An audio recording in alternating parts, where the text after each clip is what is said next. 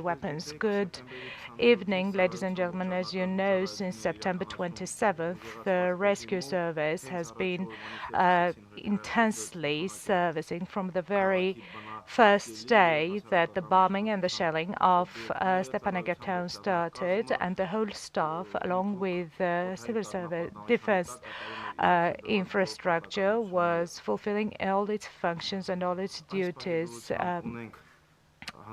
with the alarm ringing across the town. Right now, we have approximately 25 fatalities and over 100 wounded among the civilian population. We have over 2,800 both residential and cultural and other public buildings.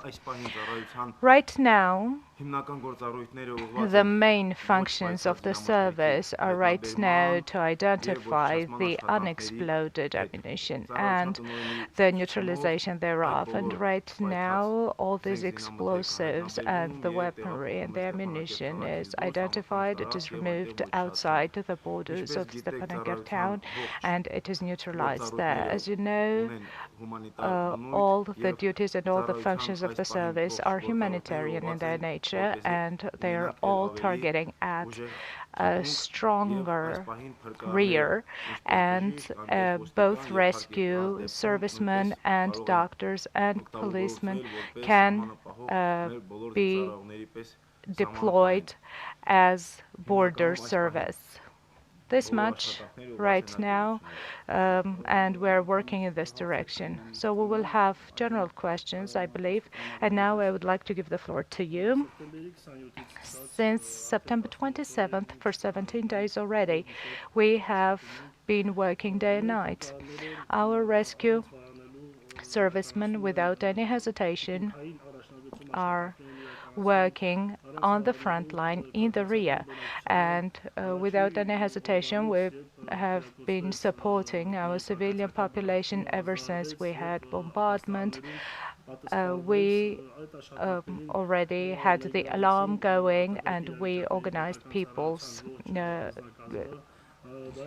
people were organized into the shelters, and this is when we mobilized all our rescue staff, and from then on we already worked on ensuring supplying food and medications to the people sheltered in the bomb shelters and bunkers. So we are collaborating with different rescue groups from the Republic of Armenia who are helping us to carry out humanitarian aid functions. And in order to operatively fulfill this function, we also were joined by the Soil and Ground Inspectorate staff from the Ministry of Environment of the Republic of Armenia, as well as we had some volunteer rescue servicemen. We are fulfilling our functions disregarding the alarm as well as the bombing and shelling. All these works are done in the conditions of shelling so that we ensure the supplies of medication as well as food to our population. Before the launch of the war, I think it is important to note that even before the launch of the war, together with all stakeholder organizations, we had previously cleaned and maintained the shelters so that they were all ready to serve our population. So we're happy they were there and they could serve our and host our population. We did all this work in compliance with our civil defense plan, which was implemented during the war times, and we're working in compliance with this plan. One thing is obvious, that Azerbaijan, breaching all the provisions of the Geneva Convention, has targeted the civilian population and civilian infrastructure. The state service of the emergency situations of Artsakh and its staff has always been there for our population, and we are ready at the cost of our own lives to support and to save our citizens. Thank you very much. Questions? Hagnava Sarjan, do you have any data on which segments of the settlement or the town you have unexploded explosives, and what are the actions that you take in this direction? I would like to say that in Stepanakert town we have approximately 670 identified pieces of ammunition, and of course here we're speaking about those weaponry that we now can safely remove from Stepanakert and neutralize them. We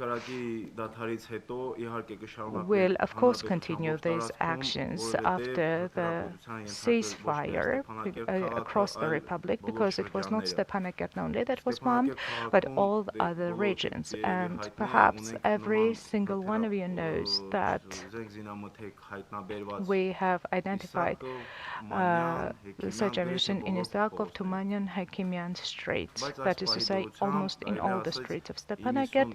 But right now we can say that as of now, 95% of the threat has been neutralized. Mr. Arzumanyan, we know